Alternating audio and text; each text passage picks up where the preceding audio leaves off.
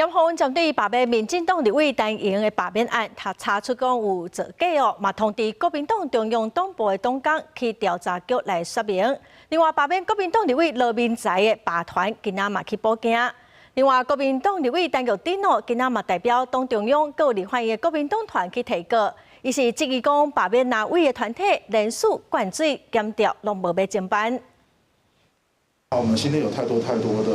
受到这种黑道威胁的伤痛跟过程在，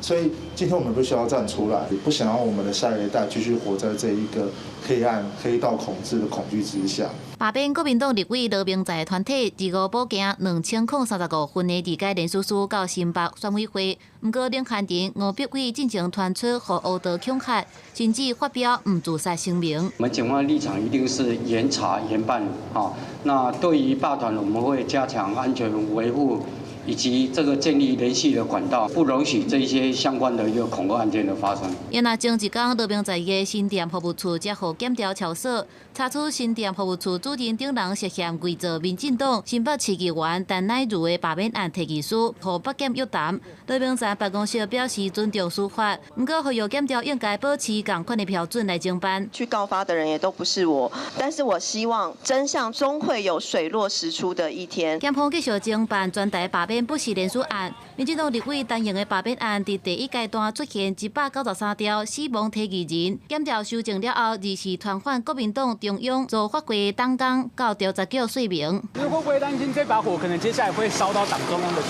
发会？经后司法调查，谢谢。办的通通都是国民党，办的都是这个罢立委的案件，所以希望司法要拿出真正的良心来。面对司法的侦办，哪位陈玉珍是代表党中央，也有立法院党团启灵提告，这个真侪罢免哪位的罢免团体人数灌水，不过检调煞无动作。选罢法明明白白规定，第一阶段的提人不能再当做第二阶段的连署人，尤其台北市全部都是90%以上的灌水哈，是不是同一个笔迹呢？检调单位你有没有做相关的调查？死亡连署他必须依照职权告发，请大家去问一下中学会有没有依职权告发。国民党的造假联署、伪造联署，极有可能从过去发动的公投案，乃至于